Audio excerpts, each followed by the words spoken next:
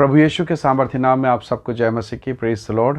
आइए आज के दिन के लिए हम प्रभु का धन्यवाद करें, परमेश्वर के वचन की ओर अपने मन को लगाएं। मेरे साथ परमेश्वर के वचन को निकालिएगा। पहला राजा अध्याय 14 और उसका वचन 8, उसके अंतिम भागों को मैं आपके लिए पढ़ूंगा। यहाँ लिखा है, दाऊद अपने पूर्ण मन से मेरे पीछे पीछे चलता और केवल वही करता था जो मेरी दृष्टि में ठीक है। Praise the Lord, hallelujah. प्रभु के लोगों, दाऊद के अगर जीवन को देखें तो बहुत उतार और चढ़ाव से भरा हुआ जीवन है।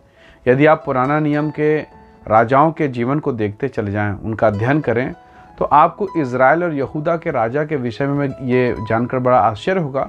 अधिकांश राजा बहुत बुरे थे, कुछ बुरे थे, कुछ बहुत, और कुछ तो हद से ज़्यादा बुरे थे। इन राजाओं के विषय में लिखा है, परंतु इन राजाओं के बीच में दाऊद का जिक्र है। दाऊद राजा के वंश से नहीं है, दाऊद कोई बहुत बड़े परिवार से नहीं आ रहा है। हाँ, यहूदा के गोत्र में जरूर है, पर यदि आप दाऊद के जीवन को देखें तो भेड़ बकरियों का वो चराने वाला, अपने परिवार में सबसे छोटे में उसकी गिनती है। मतलब लिस्ट में मानो उसका कहीं कोई नाम नहीं है। लेकिन परमेश्वर के मन में, परमेश्वर के राज्य में, परमेश्वर की इच्छा के अनुसार अगर हम देखें, इस बाइबल को अगर हम देखें, तो परमेश्वर के वचन में लिखा है, दाऊद परमेश्वर की इच्छा के अनुसार चलने वाला व्यक्ति था और वही काम करता जो परमेश्वर को अच्छा लगता था। और इसका परिणाम देखिए, दाऊद जिस समय शमूएल शाऊल के गलत काम करने के बाद वो प्रार्थना करता है, पछताता है, परमेश्वर से विनती करता है अब दूसरा राजा नियुक्त करना है। यानी शाऊल के विश्वासघात करने के बाद जब राजा का अभिषेक होना है, तो आपको बड़ा ताज्जुब होगा, वो ईशा के घर जाता है, सारे बच्चे उसके खड़े हो जाते हैं, पर प्रभु का आत्मा उसे रोकता है, कहता है कि नहीं, ये नहीं है, ये बिल्कुल नहीं है। और तब यही दाऊद जंगल में भेड़ बकरी चराने गया था, वहां से वापस बुलाया गया। यानी परमेश्वर की इच्छा के अनुसार चलता था, परमेश्वर के मन के अनुसार चलता था, और परिणाम देखिए, जंगल से बुलाकर उसको अभिषेक किया गया। तो प्रभु के लोगों, कितनी बार हम अभिषेक पाने के लिए यहाँ वहाँ भागते हैं, चर्च छोड़कर, कलीसिया छोड़कर भटकते हैं। पर बाइबल क्या कह रही है? यदि हम दाऊद के जीवन को देखें तो दाऊद कहीं नहीं गया। दाऊद को जहाँ था, जिस जगह पर वो था, उसी जगह पर रहकर उसने परमेश्वर को प्रसन्न किया।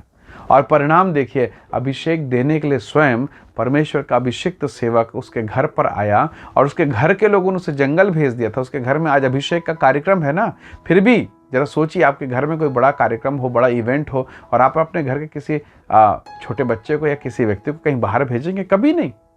पर भेड़ बकरियों को बाहर भेजा गया, दाऊद को भेज दिया गया, जा। तो परमेश्वर का धन्यवाद कि उस दिन दाऊद जंगल से जब तक नहीं आया, परमेश्वर का दास वहां बैठा रहा, और जब वो आया उसका अभिषेक किया। हालेलुया।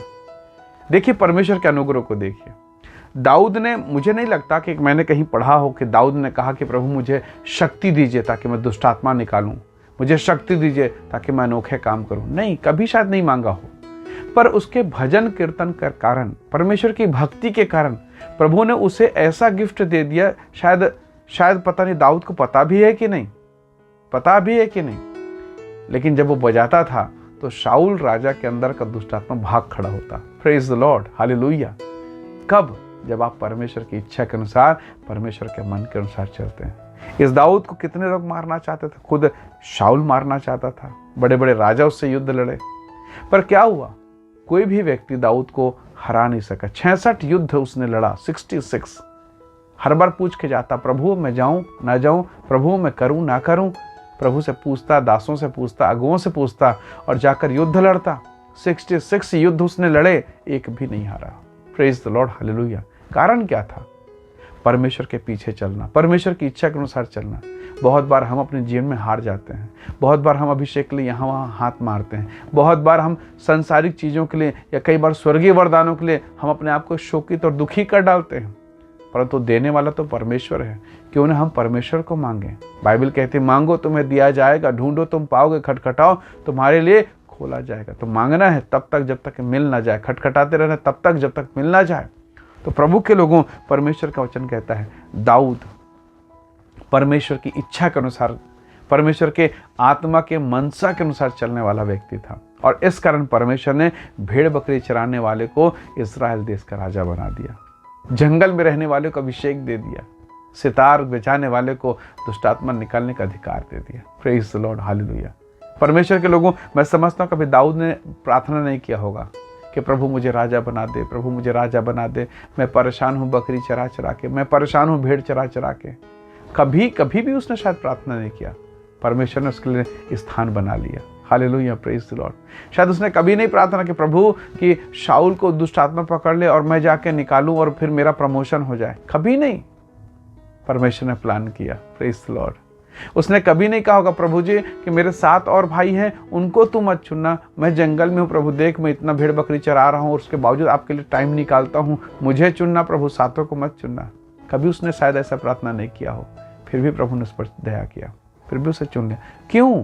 क्योंकि उसका जीवन परमेश्वर को भाने वाला जीवन था। उसका जीवन प्रभु को प्यार करने वाला जीवन था। हाँ, दाऊद प्रभु के साथ चला, फिर भी गलतियां हुई, बड़े बड़े गलती उसने किए, पर वो खुले दिल से मान लेता है। भजन संहिता 51 में साफ कहा उसने कि मेरा पाप निरंतर मेरी दृष्टि में बना रहता है, जूफा से शुद्ध कर मैं शुद्ध हो जाऊंगा।